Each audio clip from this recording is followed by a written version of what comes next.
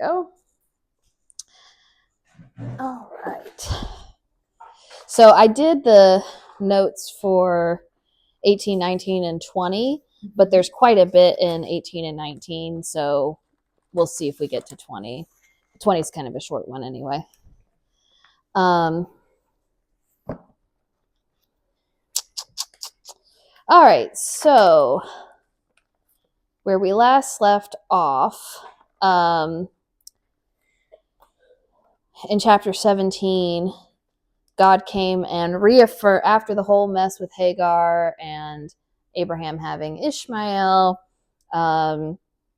because him and Sarah tried to, take things into their own hands. God comes back and reaffirms all that, reaffirms the promise to Abraham, and he says, just to be clear, I meant Sarah. I never meant take Sarah's servant and have a child with her, but just to clarify. So, in that chapter 2, Abraham laughs at God when he says that. And anyway, so that's kind of where, and he's 99. So it's about 25-ish years from when they left Ur. And Ur, I found out too, I was doing some research on ancient Babylon, and Ur is like right in that same area, like where Babylon and it's like right, they're neighbors basically. So anyways, so we pick up with chapter 18, and this is going to start off with the Lord appeared to Abraham at the oaks of Mamre while he was sitting at the entrance of his tent during the heat of the day. He looked up and he saw 3 men standing near him. When he saw them, he ran from the entrance of the tent to meet them, bowed to the ground, and said, "My Lord, if I have found favor with you, please do not go on past your servant. Let a little water be brought, that you may wash your feet and rest yourselves under the tree. I will bring a bit of bread so that you may strengthen yourselves. This is why you have passed your servant's way. Later you can continue on." Make sure I'm recording. Okay. Yeah, I am. That's green. Okay. Yes, they replied, "do as you have said." So Abraham hurried into the tent and said to Sarah, "Quick, knead 3 measures," or I think some of them will say seas, of bread or fine flour, and make bread or cakes. Abraham ran to the herd and got a tender, choice calf. He gave it to a young man who hurried to prepare it. Then Abraham took curds and milk, as well as the calf that he prepared, and set them before the men. He served them as they ate under the tree. "Where is your wife Sarah?" they asked him. There in the tent," he answered. The Lord said, "I will certainly come back to you in about a year's time, and your wife Sarah will have a son." Now Sarah was listening at the entrance of the tent behind him. Abraham and Sarah were old and getting on in years. Sarah had passed the age of childbearing, so she laughed to herself. "After I am worn out and my Lord is old, will I have delight?" But the Lord asked Abraham, "Why did Sarah laugh, saying, 'Can I really have a baby when I'm old? Is anything impossible for the Lord? At the appointed time I will come back to you, and in about a year she will have a son.' Sarah denied it. 'I did not laugh,' she said, because she was afraid. But he replied, 'No, you did laugh.'" So there's something about the laughing. Yes. And Isaac, that comes, his name means laughter. So anyway, so this starts off in there. These 3 figures appear under the oaks of Mamre. So you might be inclined to go, well, it's the Trinity. It's God, Jesus, and the Holy Spirit. However, there's pretty good evidence that it's not. It's, probably a pre-incarnate form of Jesus and 2 angels. So the oaks of Mamre too, the first place that the Lord promised Abraham that his offspring would number as many as the stars in the sky. That was after, Lot leaves him initially because they have so many blessings. That's by the oaks of Mamre. He's also coming in the heat of the day. And if that should sound familiar, because in Eden, the Lord came in the cool of the day. When he was searching for Adam and Eve after they sinned. The cool of the day, where he had mercy for their sins. He made them clothes out of a lamb that he killed.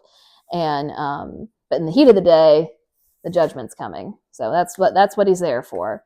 Some people say the three and the people are the Trinity, but the mainstream thought is that it is the Lord in some form of Jesus and two angels.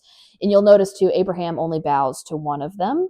And they are called angels in the very next chapter, the other two that leave. So Abraham immediately recognizes, like, so there's these three men that show up, and Abraham immediately recognizes this is the Lord. And one thing about ancient culture, when you have when someone was wandering, and that she's just playing in the water, when you have someone wandering in the desert, it was like almost criminal to not be hospitable to them, because if you were wandering in the desert, it could be life or death if someone didn't, offer you some food. So Abraham's all excited. He's like, all right, he's here to fulfill the promise. It's on. Finally, after like 25 years, don't pass by your servant, Lord. Here I am.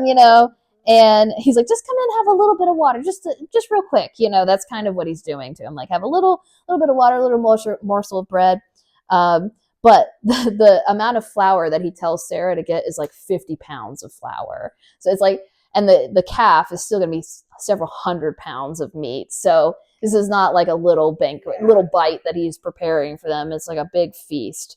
And he's rolling out the red carpet, giving his best. Like, all right, I'm all in, God, And so Abraham he serves them. He has all these servants, but he serves them, and he just kind of stands by while they eat.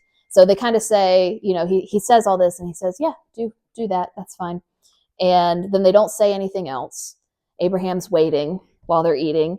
And then the next thing that the Lord says is, where's Sarah? And basically he's saying, why is she doubting my promise?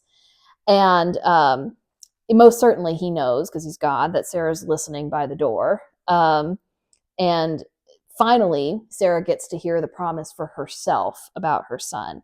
So I know Sarah kind of really did some scummy things in the last chapter, but we kind of got to look at her with a little bit more sympathy. I'm going to lay it all out. So when she hears this and she laughs, it sounds like she's hearing it for the first time. Like, she's not like, oh yeah, there's that promise, because God just reaffirmed to Abraham that the promise is for Sarah, not for Hagar. Yeah. And she's like, it doesn't even sound like he's been attempting to have a child through her. And that's why she's kind of like, okay, for real. But later, the next chapter, we find out, or I think it's chapter 20, we find out that Sarah is actually Abraham's half-sister, that they were, because in Ur, is a lot of polygamous culture. So they have, her mother is one of the wives of their mutual father. So they have different mothers, but the same father. And likely her mother was probably not as, like, maybe a second wife or something like that, or not the favored wife of like Abraham's father, because he stood to inherit the stuff. So she already kind of knows what the deal is with being like a second wife, and she mistakenly got into this huge mess trying to fix things. The only person I had heard from God up until then was Abraham, and she's riding along like, all right, let's go out in the wilderness. And then he's like, hey, I don't want to die here in Egypt. Just go on with Pharaoh, basically totally putting her entire life at risk. And not only that, but to have to like sleep with the Egyptians and that sort of thing. So he kind of just is, and then God saves her, thank God.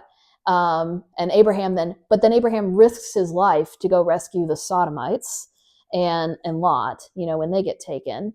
And then, so she still hasn't heard from God. And then God makes his covenants and promises again. And she's like, maybe it's not me. Like, maybe maybe it's not meant for me. So she schemes for this thing with Hagar, and then that blows up in her face. And she's obviously really upset about how that whole thing goes. And then Hagar gets to hear from God, but Sarah still isn't.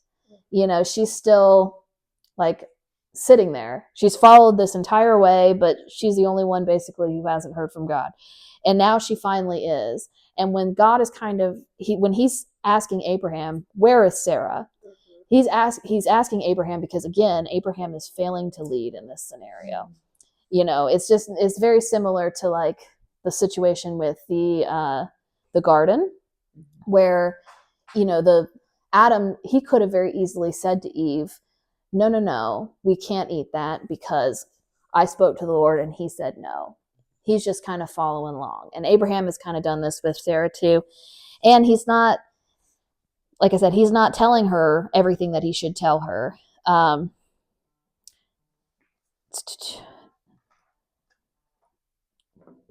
So much for that relationship. Right. So she probably at this point really doesn't even feel worthy of the whole promise that, is there. And and Sarah didn't laugh externally. Like, she's not like she was like laughing she's laughing on the inside. And but God still heard it, and he knows our hearts. We can't hide anything from him. He still doesn't remove the promise from her because she kind of mocks this situation or doubts it. And the same is true now. Like, even if we have a doubt here and there, that we bring to God and try to get resolved, it doesn't mean his promise or salvation is pulled from us. God's plan will ultimately succeed with or without our cooperation. It is better if we cooperate. Because then you don't end up with a whole Hagar Ishmael situation. And also, none of these people in this whole story are the hero. That's like if you're just reading the Bible, like especially the Old Testament, from a Western perspective of how we write stories, you would be like, these are the heroes of the Bible. These are terrible people, and they are not the heroes. Like, that's the thing that we have to remember. But they are the examples. God is the only hero in this whole scenario. They are the examples of God will still work with very broken, very sinful people who continue to do the same sinful stuff over and over and over again, even after directly speaking to him. It's not like he turns away from him. He still is like, nope, you're my guy.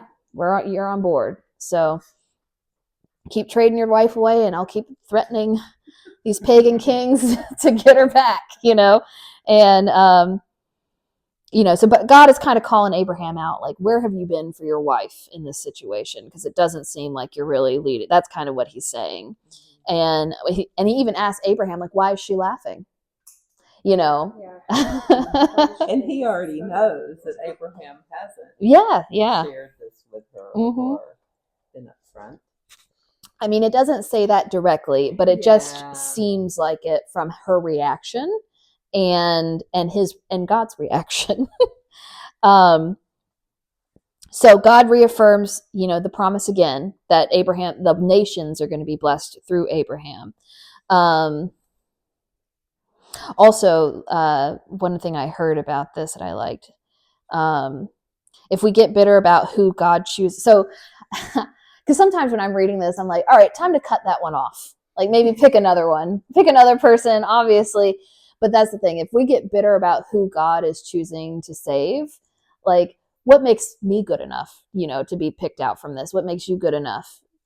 We all do this kind of stuff. Theirs is just, there's a limelight on it, And so all of these characters later on in the New Testament are revered as righteous. Even Lot, which we see is really, doesn't really do the right thing. But that's because they are in God. It's not because they are perfect people. And it's not because they are righteous because of what they've done. Like, their works obviously aren't righteous, but they are righteous because they are in God. So, moving on from that, we then get to verse 16. The men got up from there and looked out over Sodom, and Abraham was walking with them to see them off. Then the Lord said, should I hide what I'm about to do from Abraham? Abraham is to become a great and powerful nation, and all the nations of the earth will be blessed through him. For I have chosen him so that he will command his children and his house after him to keep the way of the Lord, doing what is right and just. This is how the Lord will fulfill to Abraham what he promised him. Then the Lord said, the outcry against Sodom and Gomorrah is immense, and their sin is extremely serious. I will go down to see if what they have done justifies the cry that has come up to me. If not, I will find out. So I'll stop right there real quick. This is really kind of odd because we're getting like a look into God's internal monologue a little bit. Yeah. God's not saying that first part out loud. That's what God is thinking. And he's not asking himself the question because he doesn't know, but he's kind of giving us an insight into the thought process. So he's basically saying, like, should I tell Abraham I'm about to go down and smite these people? Because Abraham so far has been on board with all the promises, but when it comes to like trusting through the hard stuff, he's not really been on board. But Abraham, being the father of Israel eventually, has to be okay with justice as well, because God's going to use Israel for judgment of the other wicked societies that pop up in the Old Testament. So he's kind of just thinking that. So then he just says, yep, I'm going down to Sodom and Gomorrah to check it out, and the people that are crying out are the people that are around Sodom and Gomorrah, which are also really wicked areas, like the Canaanites especially. But they are crying out, going, man, what's going on in Sodom and Gomorrah is awful. And actually, we'll get more into it. And I'll send a link too, because there's a really cool video. They just recently discovered the ruins of Sodom and Gomorrah, like within the past 20 years. And the research for it was just publicly posted like 5 years ago. So they've done all these years of digs. Anyways, and the stuff that they're pulling out of the heap is there's a lot of stuff that lends to more not Canaanite architecture and stylization, but Minoan, which is a Greek society just across the sea. And so the Minoans, we do know a lot about. They were bull jumpers. Like a lot of their stuff, you'll see like pictures of boys like jumping over bulls and doing somersaults. They really revered the bull in their culture. But another big practice of the Mennonite culture, or Minoan culture, not Mennonites. Very good. Poor Mennonites. The Minoan culture is that when, like, in order to join their society, boys at the age of 12 would have to go out into the wilderness with some elder of the community for a period of weeks where he would teach him how to be a man, but the boy also had to do whatever that older man wanted. And yes, and when they would come back, the boy would report back on, what the older man did and whether he enjoyed it or not. And then the older man would kind of do the same. If there was not a good report, then the boy didn't get to become a citizen. If he was, then they would give him like this bowl and some other stuff. So that's the Minoan culture. And it seems like they have maybe an off campus over here in Sodom and Gomorrah, a satellite office. Spreading the yes. So we can't really even fathom probably the depths of the wickedness that was happening there. But I think it was also probably pretty normalized within their society. You kind of get desensitized to things the more you're around it. And if it's kind of like everybody is doing it, then not a big deal. But to God, it's an abomination. And in a lot of ways. So we'll see just how corrupt they are here in a minute. But okay, so let me go on. The men, so this is the two angels. The men turned from there and went toward Sodom, while Abraham remained standing before the Lord. So God has just told Abraham, I'm going down there. And to judge Sodom, basically. Abraham stepped forward and said, will you really sweep away the righteous with the wicked? What if there are 50 righteous people in this city? Will you really sweep it away instead of sparing the place for the sake of 50 righteous people who are in it? You could not possibly do such a thing, to kill the righteous with the wicked, treating the righteous and the wicked alike. You could not possibly do that. Won't the judge of the whole earth do what is just? And the Lord said, if I find 50 righteous people in the city of Sodom, I will spare the whole place for their sake. Then Abraham answered, since I have ventured to speak to my Lord, even though I am dust and ashes, suppose 50 righteous lack 5. Will you destroy the whole city for lack of 5? He replied, I will not destroy it if I find 45 there. Then he spoke to him again. Suppose 40 are found there. He answered, I will not do it on account of 40. Then he said, let my Lord not be angry, and I will speak further. Suppose 30 are found there. Right. He answered, I will not do it if I find 30 there. Then he said, since I have ventured to speak to my Lord, suppose 20 are found there. He replied, I will not destroy it on the account of 20. Then he said, let my Lord not be angry, and I will speak out one more time. Suppose 10 are found there. He answered, I will not destroy it on the account of 10. And then the Lord had finished speaking with Abraham. He departed, and Abraham returned to his place. So, this is a pattern for Abraham. He's willing to risk his life, because really, going up against God like this, like let me haggle with God is a risky thing. He's willing to risk his life for Lot and the Sodomites, but not his wife. Yeah. And right.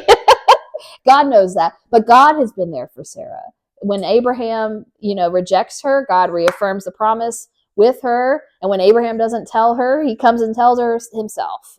When he sends him off to Pharaoh, he plagues Pharaoh, his house, until Pharaoh lets him go. And later, we might get to chapter 20. Same thing happens with his other pagan king. So I'm sure Sarah is very grateful for God. Maybe not always her husband. So yeah, God is sending the angels down to confirm that their wickedness is totally fulfilled, that their hearts have become so hardened and discompassionate that the wrath is now justified. Like there's no redemption, there's no redeeming them. There's a point where your heart can get so hard towards what is good, there's no going back. And like I said, the cry is coming from other very wicked areas. So Abraham risking his life for the Sodomites, this is why Melchizedek blesses him earlier on, because Abraham goes to bat for these people that really, they don't deserve it. They're very wicked. He knows that. But he risks his life anyway to save them. That's why Melchizedek comes and blesses him, because it's in the spirit of God. God comes and saves us even though we don't deserve it. And he doesn't say those people are awful, they deserve the judgment they're getting. He risks his life for them, which mirrors the heart of God, which I think is exactly why God has patience in this situation. Not just that, God is very patient, but Abraham is pleading, to save them even though they are corrupted, which is the hearts that Christians should have. Like we shouldn't, no matter how corrupted or evil, we should not wish judgment on anybody. We should wish mercy and salvation. So then the haggling begins. So this is Abram's intercession for the wicked. He's humble about it. He says, I'm just nothing but dust and ashes, but I'm thinking. And,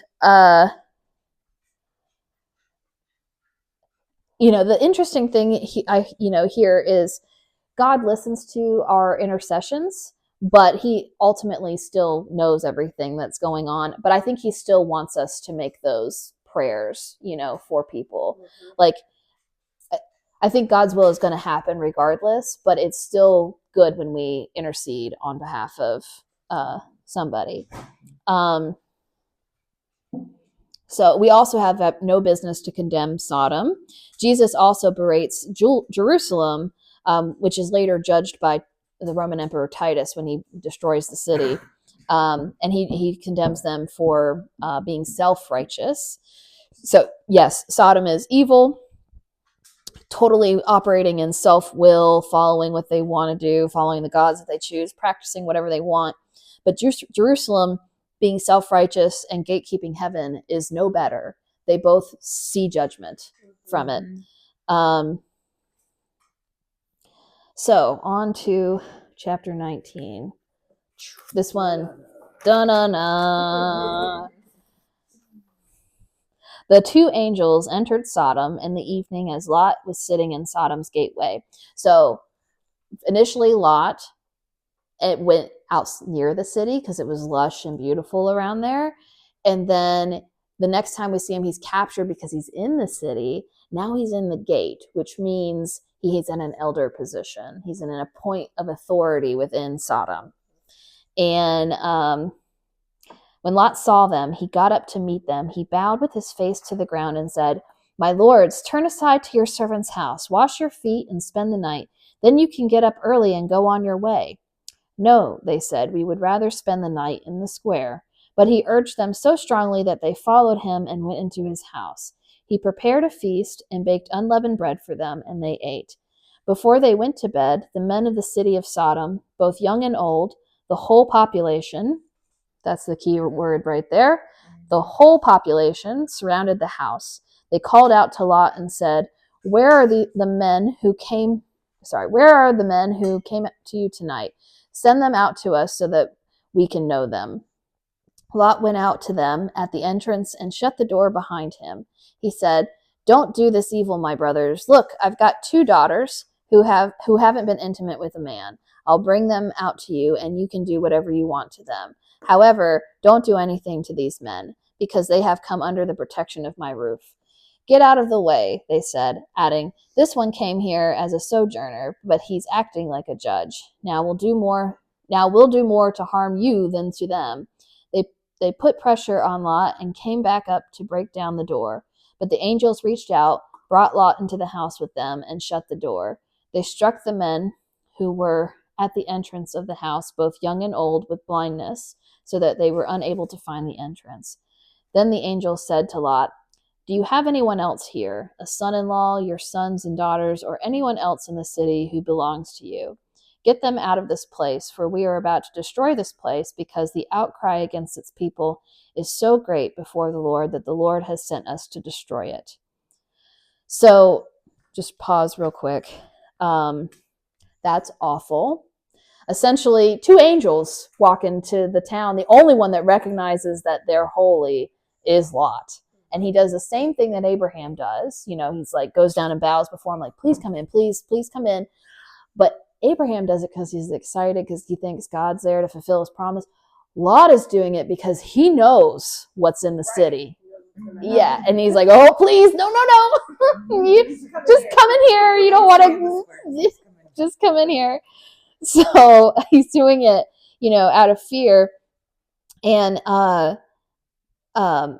so they prepare food for them, and the unleavened. We'll see that a lot, especially later on in Exodus and Leviticus and all of that.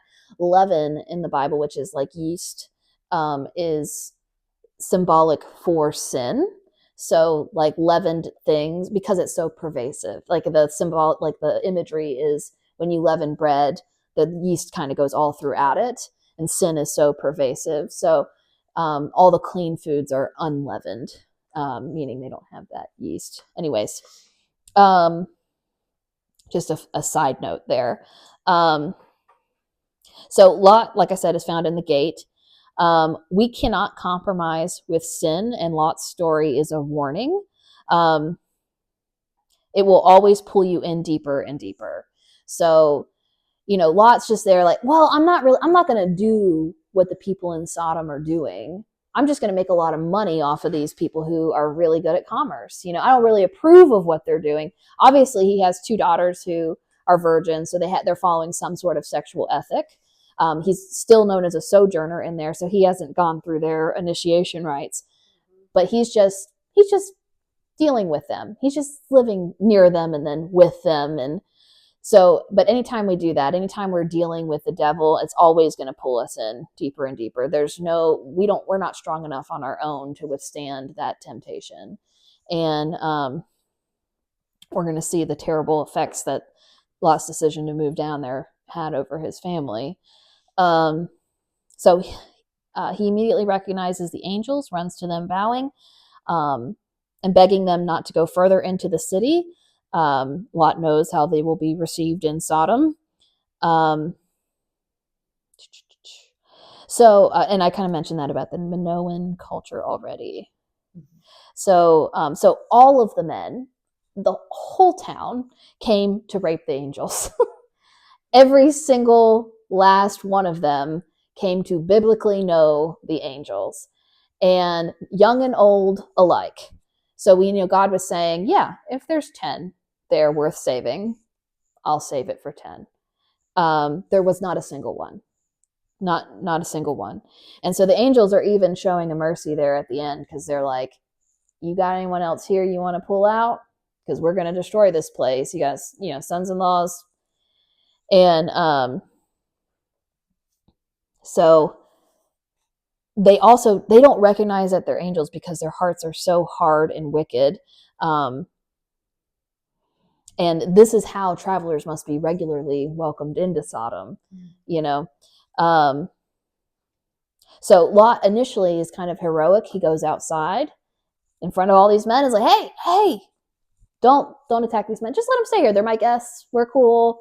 Let's be cool.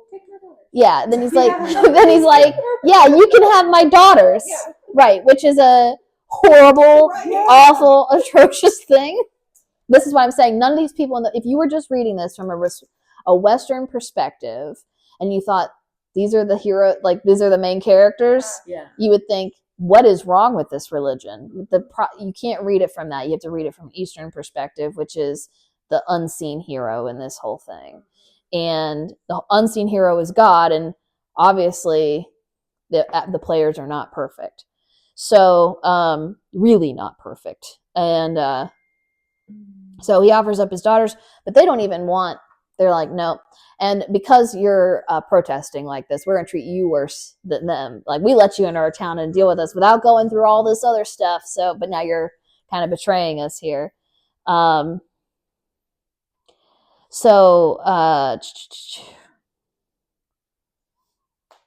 the angels, kind of like God steps in to save Sarah, the angels step in to save Lot's daughters and, Lot. And he pulls him behind the door. And keep that in your mind, because we'll go over that here in a second. Then they strike the men with blindness. Then the angels allow Lot to go and rescue anyone else he wants. It's a mercy. Let me pick up there with the reading. So 14, yeah. So Lot went out and spoke to his sons-in-law who were going to marry his daughters. Get up, he said, get out of this place, for the Lord is about to destroy the city. But his sons-in-law thought he was joking. At daybreak, the angels urged Lot on. Get up, take your wife and your 2 daughters who are here, or you will be swept away in the punishment of the city. But he hesitated. Because of the Lord's compassion for him, the men grabbed his hand, his wife's hand, and the hands of his 2 daughters. They brought him out and left him outside the city. As soon as the angels got them outside, one of them said, run for your lives, don't look back, and don't stop anywhere on the plain. Run to the mountains, or you will be swept away. But Lot said to them, no, my lords, please. Your servant has indeed found favor with you, and you have shown me a great kindness by saving my life, but I can't run to the mountains. The disaster will overtake me, and I will die. Look, this town is close enough for me to flee to. It's a small place. Please let me run to it. It's only a small place, isn't it? So that I can survive. And he said to him, all right, I'll grant your request about this matter too, and will not demolish the town you mentioned. Hurry up, run to it, for I cannot do anything until you get there. Therefore, the name of the town is the name of the city is Zoar. The sun had risen over the land when Lot reached Zoar. Then out of the sky, the Lord rained on Sodom and Gomorrah, burning sulfur from the Lord. He demolished these cities, the entire plain, all the inhabitants of the cities, and whatever grew on the ground. But Lot's wife looked back and became a pillar of salt. Early in the morning, we'll stop there for a second. Okay. So Lot knows that these are angels. He knows the destruction is coming. He's not rushing at all. He's like, he goes to get his sons-in-law, and they laugh in his face. And then he's just like, well, we'll just take our time. Get at it. The angels are, get up, get out of here. What are you doing? They have to physically drag him out of this city. And it says later on, they do this because of Abraham, because the Lord remembers Abraham, not so much to save Lot. Because he has ample warning, he has ample mercy to get away from the judgment. And he's choosing, even after all of this, to stay in this place. And so even when they pull him out of the city, and they tell him, hurry, run to the mountains. He's like, I'm not going to survive in the mountains. I'm not a mountain guy. Can I just, there's a city over there. It's pretty little.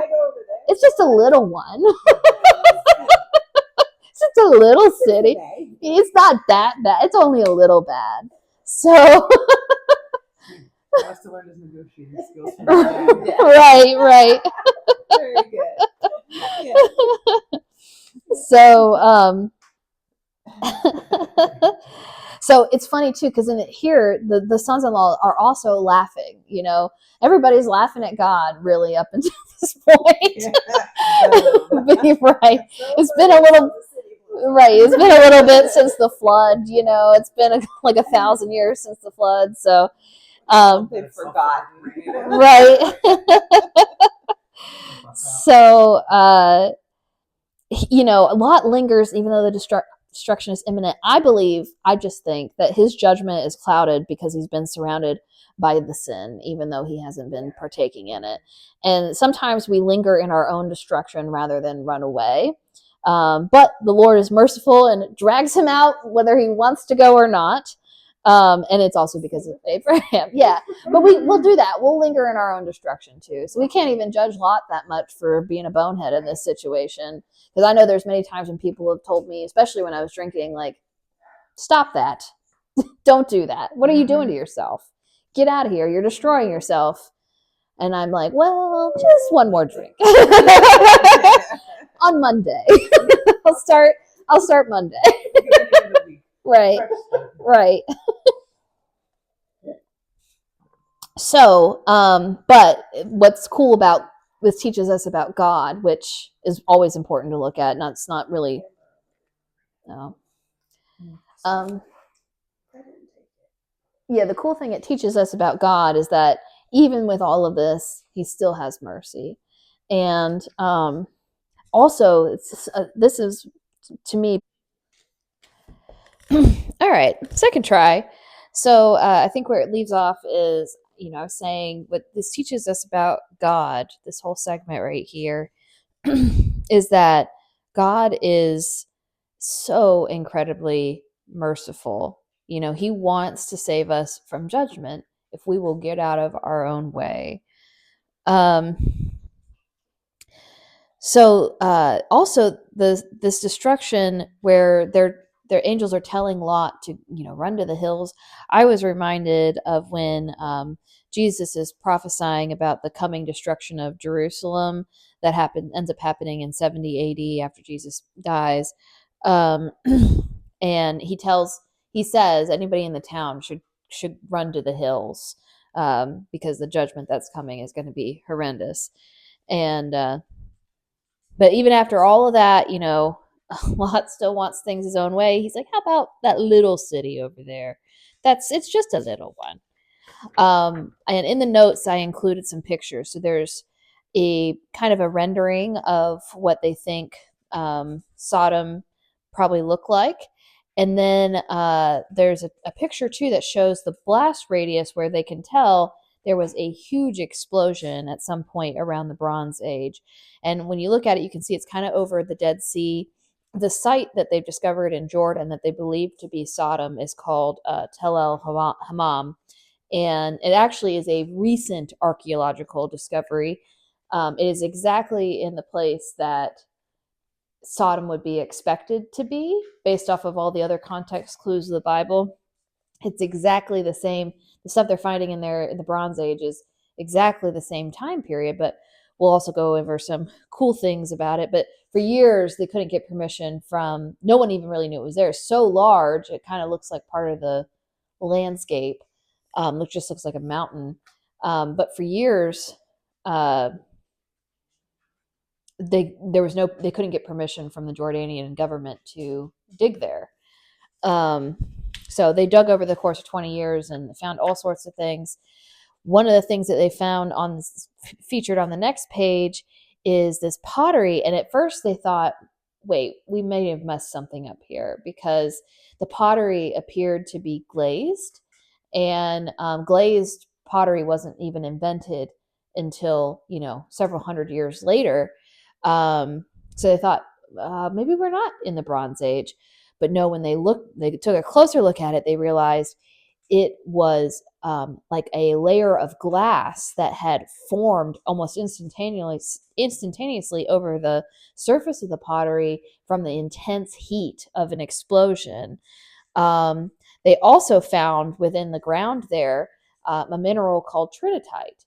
And the only place that we ever find trinitite is where nuclear bombs have hit. So like where we have nuclear test locations, the resulting reaction is trinitite, or creates trinitite in the sand. So they found that all over this site in Jordan. They found walls that were 18 feet thick, melted and burned, salt everywhere. So if you remember, Lot went down there initially because it was lush and they were prosperous. Now that area is a desert, and salt is everywhere, which, because the explosion happened over the Dead Sea, they think a meteor is the culprit here, is a tool of God's judgment. It was moving; it had to have been moving roughly at about 38,000 miles per hour, and exploded just above the surface with a force greater than 1,000 Hiroshima bombs. So what we see too is these patterns of the judgments. Like, this is the first one. There's one in Exodus. There's the Jericho judgment, and the one in Revelation. They all kind of mirror the same pattern, where God sends two messengers. So in this case, it's the two angels. In Exodus, it's Moses and Aaron. In Jericho, I'm not as familiar with that story, but there's two spies, I believe. And then in Revelation, there's the two witnesses. And salvation is always found behind a door. So in this case, the angels pull Lot, behind the door, and then they blind, the wicked men in front of it, and protect Lot and his daughters from them. And they tell them about the impending judgment, giving them an option to leave. In Egypt, the blood is put on the door. Blood of the lamb is put on the door, so that final judgment of Egypt doesn't affect the Hebrews. So they're safe behind the door. And then you have Jericho. I'm not as familiar with that one. In the Revelations, though, Jesus says, I am the door, and those found inside my house, they're safe from this judgment.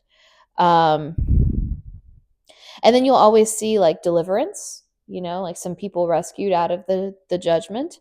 Like in Exodus, you have obviously the Hebrews that are delivered. And then you see some sort of like turning back to the old ways. Like in this case, Lot's wife, she turns back. And in Exodus, the Hebrews, pretty much as soon as they get to Sinai, make another god. And then in Revelation, they talk about, it talks about how, there's people that are crying over the destruction of Babylon, and those that go backwards, they get the judgment as well. They get some form of judgment as well. So, Lot's wife turns to salt. The Israelites have to wander the desert for 40 years. And Revelations, they're subject to God's wrath. So, anyways, I think the lesson there with all these judgments is when we see God's judgment coming, if we are living in that time, if we are unfortunate enough to be there when that happens, we should not look at God's judgment and be sad and want to hang on to that, because our flesh wants to be tied to wicked things, and but God knows what is good for us and what isn't. And if he has decided that it is time to destroy something, that means there's nothing to be saved there, nothing worth saving there.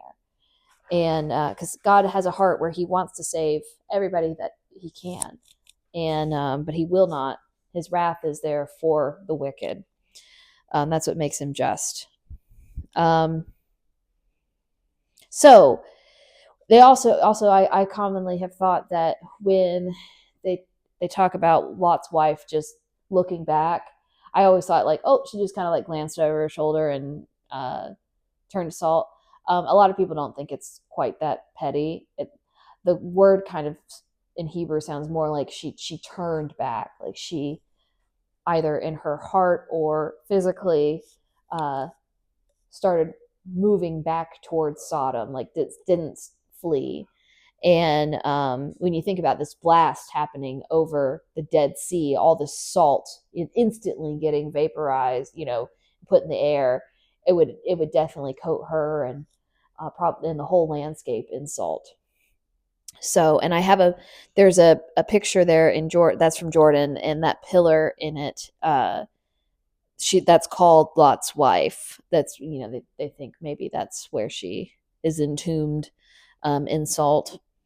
I don't know what the truth is to that or not.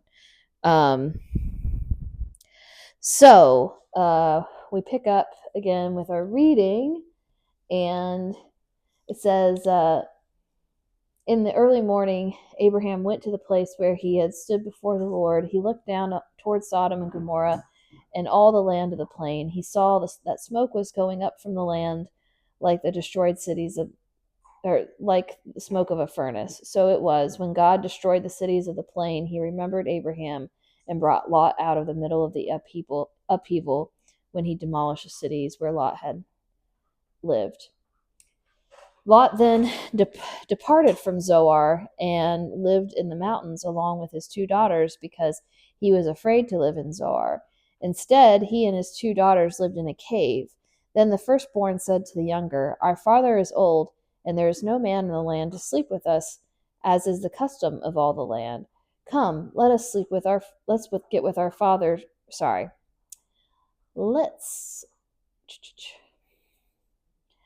get our father to drink wine so that we can sleep with him and preserve our father's line."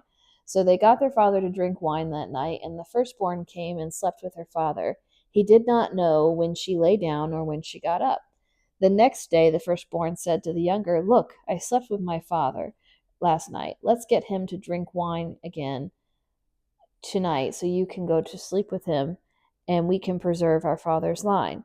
That night they again got their father to drink wine, and the younger went and slept with him. He did not know when she lay down or when she got up. So both of Lot's daughters became pregnant by their father. The firstborn gave birth to a son and named him Moab. He is the father of the Moabites of today. The younger also gave birth to a son, and she named him Ben-Ami. He is the father of the Ammonites today. So that's really pretty gross. And again, to reiterate, these characters of the Bible are not in and of themselves righteous. In fact, they do some pretty disgusting things. And like I said, if you're reading this and you're like, these are the guys, like a lot of people would turn away just based off of not understanding how we need to look at this. The point is, the things that these people do are lessons to us, and they show us that, God saves people even in deep, depraved wickedness, but it also shows that this particular chapter, you can't surround yourself with a Sodom. You can't surround yourself with a sin culture and expect your children, your family, and yourself not to be affected by it. These girls, this is the culture that they grew up around. They doesn't sound like they thought they were doing a single thing wrong or immoral.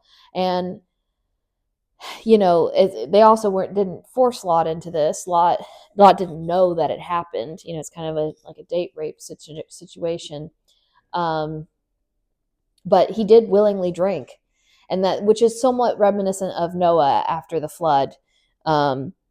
He survives this great judgment, and then he plants a vineyard and gets drunk, and then his shame is brought, and then Canaan is cursed. And in this scenario, Lot is saved from this great judgment. He gets drunk, and his grandson's sons aren't cursed, but they do become two of the most wicked societies that we deal with in the Bible. The Moabites and the Ammonites do incredibly wicked things. They sacrifice their children a lot to their gods. A lot of sexually immoral behavior. They are also very wicked, violent societies. And judgment is eventually brought upon them as well. Israel judges the Ammonites, I think, and the Moabites eventually get taken over by Babylon. So in this, obviously something wasn't working for Lot in Zoar. We're not exactly told why, but he's afraid, and he has to end up fleeing to the mountains anyway. It could be that he got there and, because Sodom has such a bad reputation, the people were like, no, we don't want a sodomite in here. Or it could be they thought maybe he was going to bring impending judgment with him too, since they, just saw what happened next door to him. But yeah, either way, he ends up living in the hills. He's gone from this rich, opulent lifestyle where he's just trying to get more and more and more, forsaking his family and doing the process. And now ends up living in a cave in this terrible, disgusting situation. Anyways, so I had put there how the mighty have fallen. So, yeah. Anyways, I think, there's, this Lot is a good lesson for us that, if we stay close to sin, it's going to affect, and it can affect our families for generations. But on the converse of that, if we stay close to God, that can help our families stay away from destruction. It can help our families know right from wrong. And yeah, it's just a sad kind of ending. But like I said, at the end of all of this in the New Testament, Lot is counted among the righteous. And it's not because he's done anything that's particularly righteous. But it's because he's in God. So in chapter 20, we'll start off there. From there, Abraham traveled to the region of the Negev and settled between Kadesh and Shur. While he was staying in Gerar, Abraham said about his wife Sarah, "She is my sister." So King Abimelech of Gerar had Sarah brought to him. But God came to Abimelech in a dream by night and said to him, "You are about to..." Sorry, my pages. Here we go. "You are about to die because of the woman you have taken, for she is a married woman." Now Abimelech had not approached her, so he said, "Lord, would you destroy a nation even though it is innocent? Didn't he himself say to me, 'She is my sister,' and she herself said, 'He is my brother'?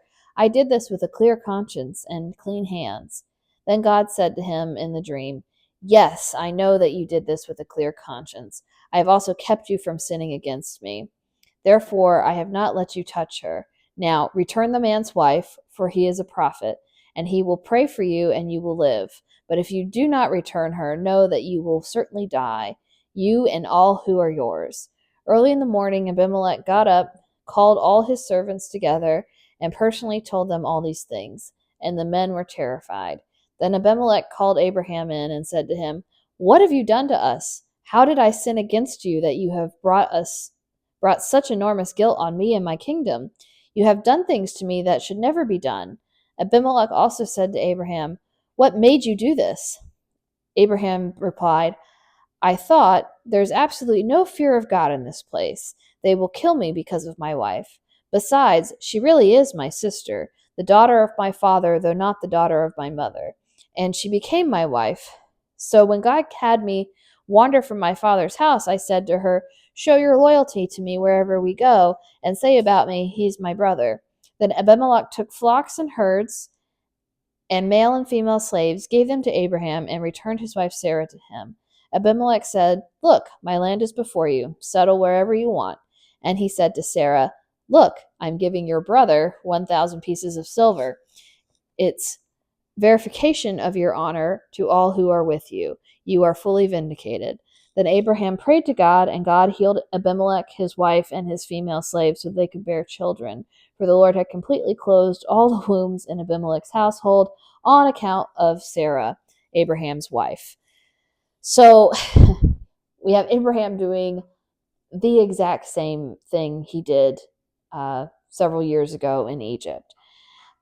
He's again not protecting Sarah, not trusting in God, and putting her, who is the promise to bless the nations, at risk. And God swoops in again, being the hero, and rescues her. He also moves. He moves out of where he was at after the destruction of Sodom and Gomorrah. Doesn't really say why, but you can kind of imagine maybe why. And Negev is a desert, so he's back into a desert, where it's, not famine in the land, but not exactly plentiful. And so he's going to this Abimelech probably to get provisions. So we're in the same pattern here. He's like, "Oh, they'll kill me if they think I'm married to you. So might as well just have you say you're my sister." And Sarah probably was still beautiful at 90, but and I've even heard some people say that maybe she had some sort of supernatural regeneration because she still was going to give birth to a child. But taking a woman into a harem was more of like a political statement in this day and age. So um, God saved Sarah yet again because Abimelech was acting with integrity. God prevented him from sinning further against Sarah. So he doesn't sleep with Sarah and sin further against God because Abimelech, acted honestly and Abraham didn't. But we find that Abraham is still under God's mercy. God still calls him a prophet and says that, hey, you release her, Abraham's going to pray for you and everything will be all good. Then Abraham, so Abimelech is rightfully upset about this whole situation, and Abraham just makes excuses. He should have just asked for forgiveness. He should have said, "Sorry, Abimelech, you should forgive me. I was afraid that you would kill me." Instead, he kind of blames God a bit for it. He claims that God sent him on this journey, and he has to protect himself. And the verb wander that he uses in this section is used 50 other times in the Bible and never in a good sense. It's like animals going astray, a drunken man reeling about, sinful seduction, etc. There are 6 other words in Hebrew for Abraham to choose from, and he chooses that one. And also you can see after he rescues Lot and the king of Sodom offers him all the stuff, Abraham denies that because he's on the moral high ground. But here he's not, and he says, "Yeah, I'll take your stuff." So Abimelech keeps on the rewards to Abraham to stop the punishment and set Sarah right. Like, I thought it was kind of funny how he's like, "Here, I'm giving your brother," like, your brother husband, "I'm giving your brother 1,000 pieces of silver." Anyways, so again, not great behavior from our characters here. But, thank God that God continued to have mercy because of all of this that happens, Jesus is the one that Jesus comes about out of it, and which gives us all salvation from our own boneheaded mistakes. Anyways, that's where we'll end it with chapter 20. And we'll pick up next week with the birth of Isaac and then the sacrifice of Isaac and go from there. All right.